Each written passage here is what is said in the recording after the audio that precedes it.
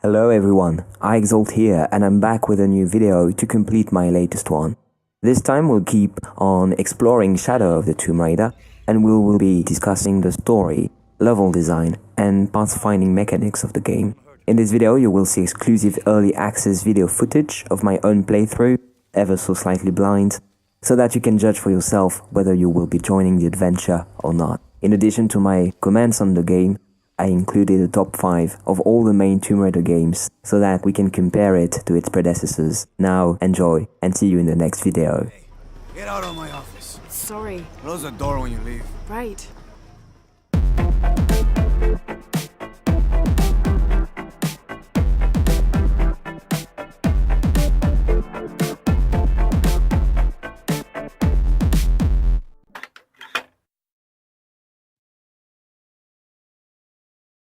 Story-wise, Shadow has a plot that in a sense reminded me of the last revelation because Lara, in her eagerness for exploration and discovery, provokes the end of the world.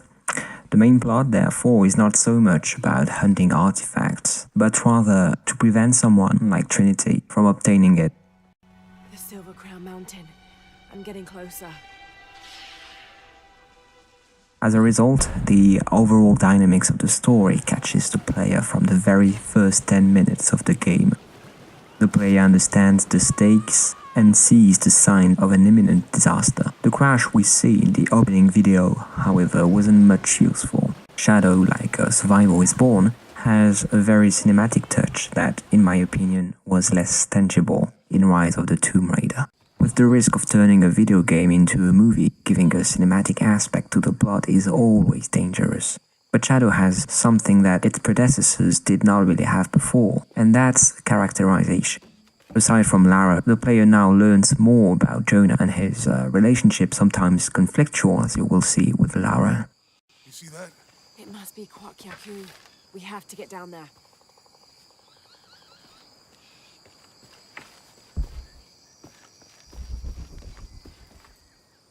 For once, Lara ever so slightly acts like a self-centered egoist, obsessed with her father's research, while Jonah is more pragmatic and wants to help the others, whether there's the apocalypse or not. When you think about it, imagine you're ignorant of the fantastic aspect of the Tomb Raider universe. You understand Jonah's reaction. Even after the zombie queen Himiko in A Survival is Born, Jonah is a character rooted in reality that at once frames Lara's character and defines her limits.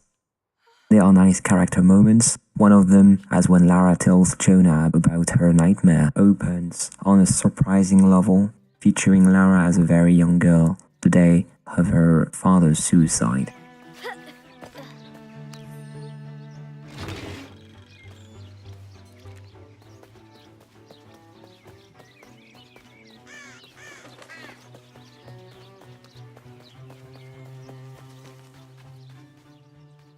What makes the story even more efficient, in spite of all the risks such choices imply, is the fact that it is well balanced between action moments, character moments, and movie-like moments. While A Survival is Born often confounded them all, in Shadow these moments are better paced. The level design follows the story and adds a little something to the gameplay as it makes the immersion of the player even stronger.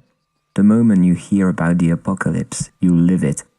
The game takes you by the hand, but thanks to a solid gameplay and a well-thought level design, you are still free of your actions, though they will not impact on how the story unfolds. You are free of focusing on the story first and do the rest next, just like you can take your time. But don't wait too long. There are forces Lara has awakened that you must defeat. Like the last revelation, Lara takes the responsibility of her actions, and for once, that's a nice throwback. Talking about the last revelation, how did it fare in our top?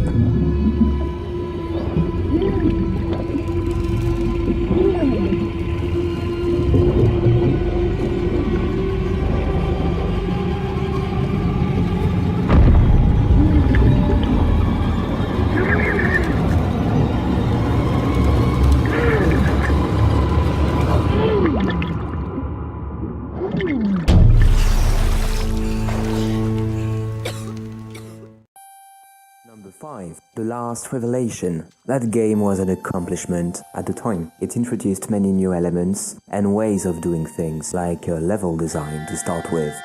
The tutorial levels in Cambodia taken aside, the plot entirely takes place in Egypt, and that was both a positive and a bad thing. It was good for immersion. Levels now intermingle and should better be described as big areas with puzzles everywhere. Levels are really beautiful, and they have an atmosphere that you don't find in Chronicles. Enemies are also more original. You don't just move forward and shoot everything.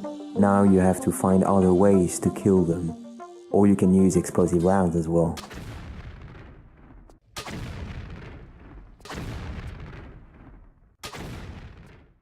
Focusing the action in Egypt, however, caused damage to The Last Revelation, because eventually it becomes annoyingly painful and sometimes boring. But there are good and original moments, giving it some cinematic dimension that none of the previous games had. Tomb Raider: The Last Revelation was the perfect compromise between what had been done before and what was coming in the future generations. Number 4. Rise of the Tomb Raider. When I finished Tomb Raider the second reboot, I felt more bittersweet than the day I completed Legend, the first reboot.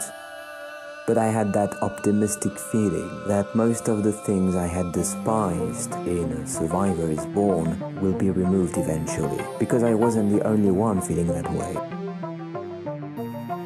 Unlike its predecessor and closer to what we had in The Last Revelation, the action in Rise of the Tomb Raider takes place somewhere in Siberia, though you also quickly visit Syria in a flashback at the beginning of the game. Now there are fewer areas, or in more exact words, there are fewer big areas, but they are bigger, and there are fewer small transition areas. You can progress at your own pace, and the RPG elements found in that game are actually neat and more interesting than before. The same rule goes with a more coherent way of implementing salvaging in the game. The amount of things to do and the open world elements they introduced in that entry can sometimes slow down your progression. And that's just a way of extending your playing time for grinding a little, but that's up to you. Something's not right. I bought the 2 DLCs as well, and I liked them. Lara's Home is back, and the Baba Yaga DLC was short, but the final level reminded me of my good times roaming about the floating island in Tomb Raider 2. A nice addition indeed. With Rise of the Tomb Raider, I felt I was playing perhaps not authentic Tomb Raider, but original enough to leave its mark.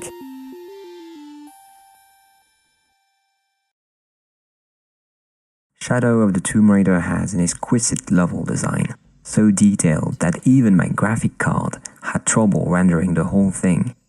Levels are shorter than in Shadow of the Tomb Raider, but that doesn't mean you never come back to where you were.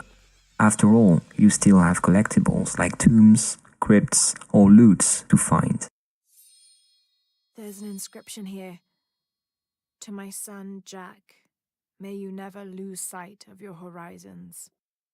Nonetheless, because collectibles are not as numerous as in Rise of the Tomb Raider, it occurred to me that the focus was put on level design. The goal, it seems, was to be as immersive as possible.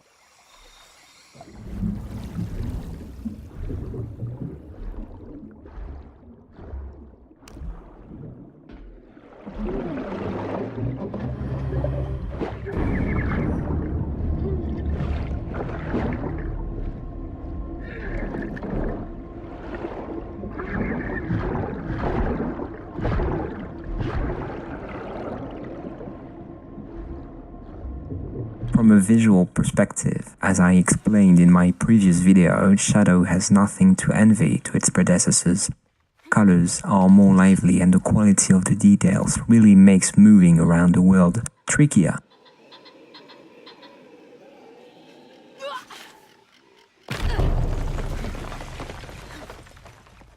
Some platforms were redesigned to fit in with the rest, and you can feel that the developers have focused on perfecting the ambience of the game. Not only the colors, but also the soundscape. In the jungle, you may hear a multiplicity of unusual sounds.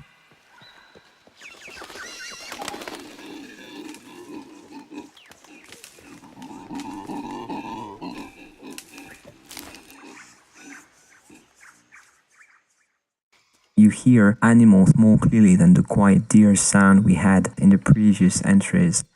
And there are also these gloomy sounds you sometimes hear on the fly, wondering what's coming at you. The mini-boss fight against the jaguar is an excellent example of how the level design has been more intelligently conceived, because players have to rely on their hearing, sight and reflexes to get rid of these hostile felines. Because like any other wild animal in that game, they will hide, and they won't hesitate to jump at you in your back if you don't observe the environment carefully.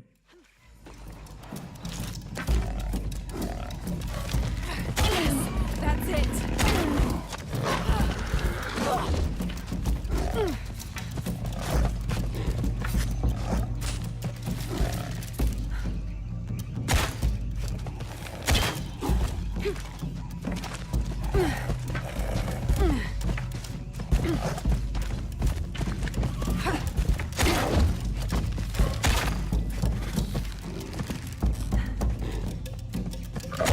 It's working.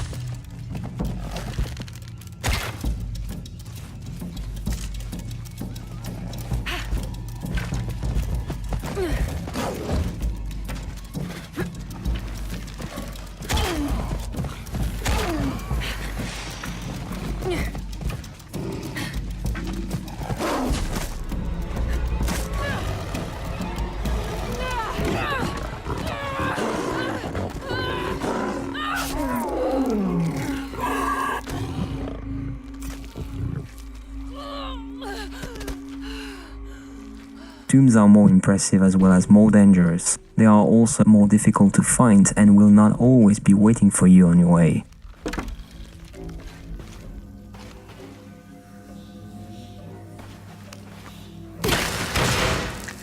Level design feels like a nice compromise between the different approaches we had in previous games.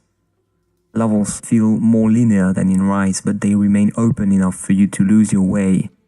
And because the gameplay has been improved, the solution is not always as obvious as it was in the trilogy. The overall environment is very well used in all its depth. It has more verticality and more horizontality. In terms of level design, therefore, Shadow of the Tomb Raider is in my opinion the best. But before we move on to discussing the gameplay, let's see which Tomb Raider games got the third and second positions in our top. Number 3. Tomb Raider Anniversary. Legend was bittersweet, to say the least, and people expected a lot when that project that core design could have developed if things had been different, became a reality. It was a nice surprise, and a few people will argue otherwise.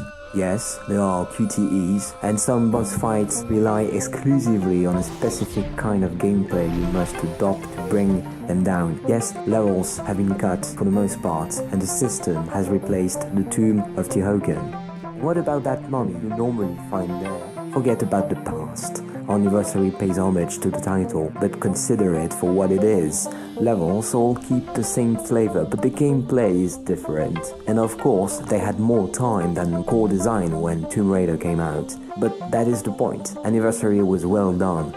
It is not the best Tomb Raider game in my opinion, but most probably the best of its generation. It was a real pleasure to spend time on it, and being under the impression that levels were shorter because I was finding my way more easily. In some cases, that's an illusion. With its secrets and relics, the game has potential to be replayed while adding new features to the gameplay, like playing with Lara's doppelganger, for example.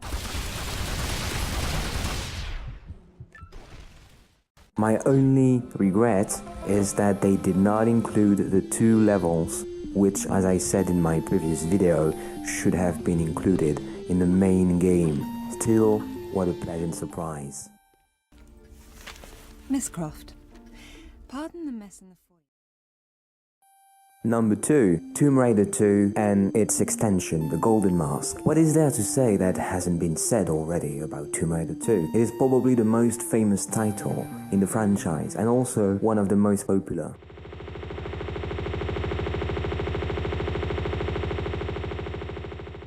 Seriously, people were crazy when it came out, and just like them, it was the first Tomb Raider game I really played. First, there was a demo in Venice, and then the whole game and OG wasn't that a formidable adventure.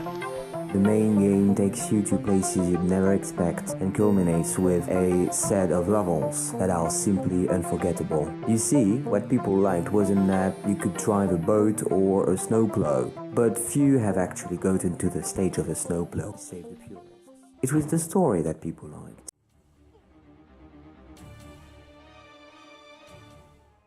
Before Marco Bartoli and his sect, Lara hadn't confronted so many human enemies at the same time, and chasing for a dagger with mystical powers was what kept players going through all these stages, and some are ridiculously difficult.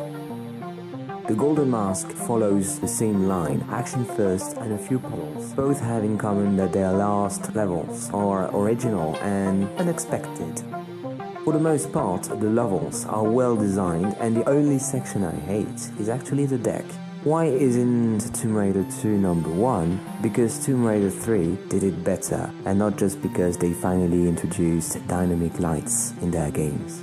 Tomb Raider 2 is so famous that many people, many fans have tried to remake the title using, for example, Tomb Raider level editor. And talking about that, recently, someone, Bradley Smile, published a revised version of Tomb Raider 2, and all the levels have been rebuilt. You can find the link in the description. I did not include any footage in this video because I wanted the surprise to remain as it is. It is now probably obvious that Shadow has an excellent gameplay. It starts right away when you launch the game for the first time. The player has the ability to control the difficulty of the game in detail. Combat can be hard, while puzzles can be made easy. Reinforcements are on the way. I want everything ready when they get here. Goddamn archaeologists. Glad to be rid of them. Yeah, they've been trying to warm out our intentions here for ages. Well, they found out tonight. Hope it was worth it. Yeah, assholes should have minded their own business.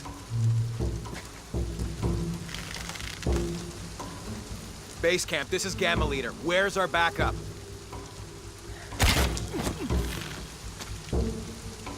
Base camp to outpost, come in. Outpost, are you Status? there? Over. Almost loaded.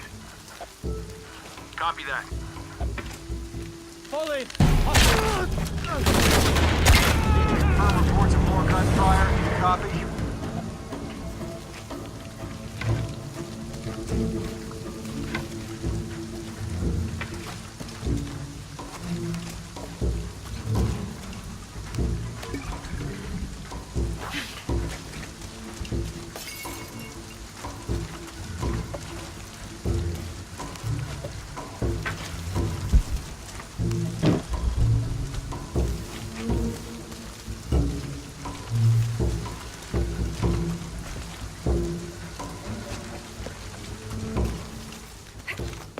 If you choose the hard mode, then you better forget about the survival instinct ability of Lara's, at least at the beginning of the game, because it will be useless.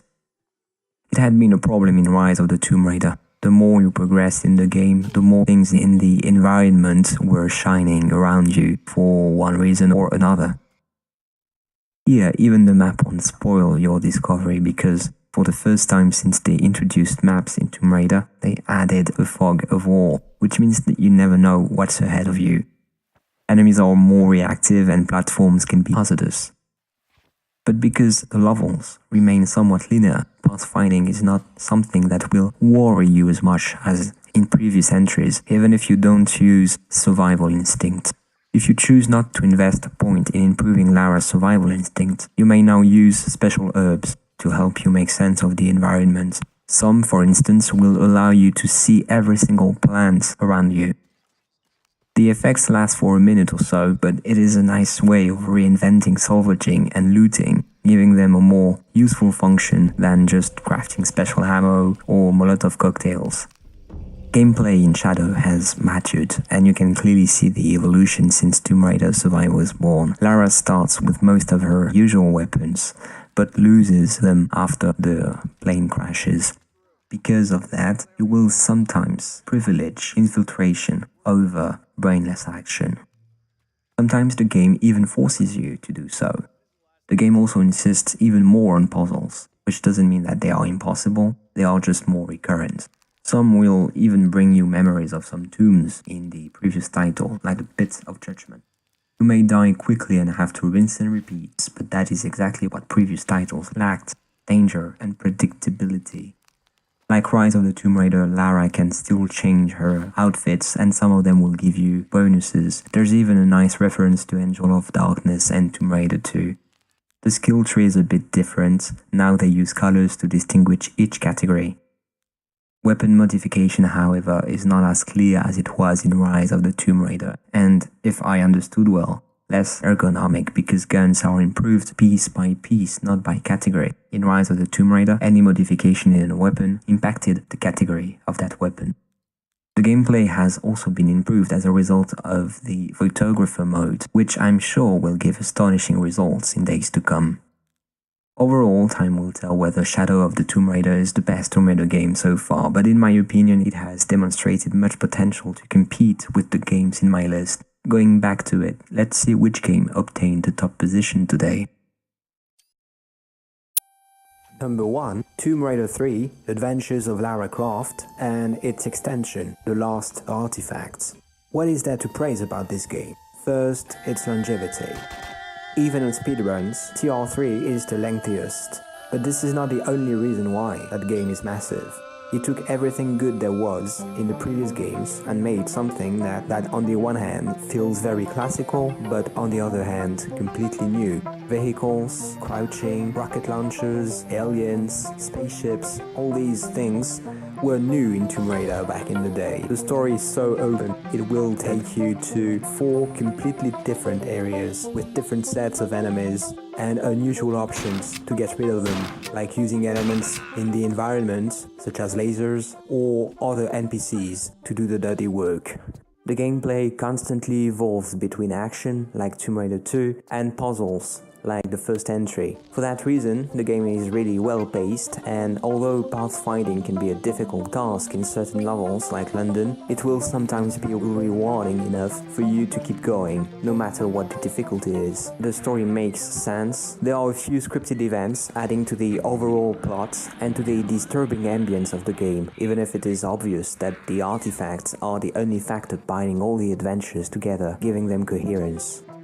It is also interesting to see that the story tries to encapsulate a few myths from different cultures. It hinges on a Deus Ex-like plot during the Nevada stage, with references to Majestic 12 and Area 51. It brings the player under the channel in The Lost Artifact and to the confines of the world in Antarctica to fight mutants in gloomy mines and explore an ancient city full of bioluminescent bugs and big monsters eager to tear your skin.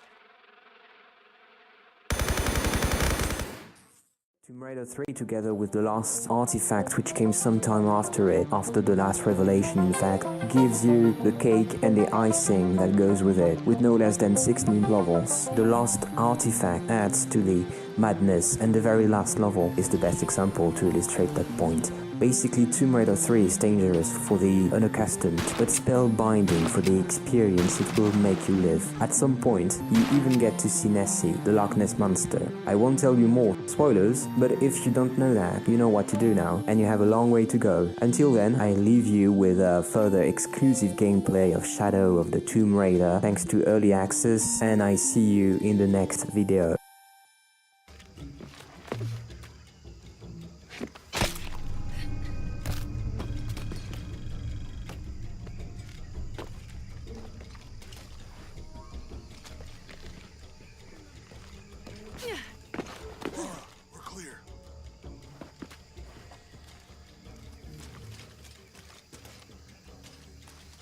quiet. What's your team doing? I'll check. We're not paying them to sightsee. We'll have to go under. Yeah. We know there's a main temple. What we're looking for is any smaller ruins we Wait. might have missed before. Okay. It's really wedged in there. I'm afraid if we move it, we'll lose it. We're gonna have to reinforce the bridge. It'll be tough to find something to brace against. So why didn't you test the bridge? Oh, I'm pretty sure we did test the bridge first. Fuck off. I'm not covering for you. Maybe we can pull it out. Okay, maybe. Let me think about that. We can take them. All right.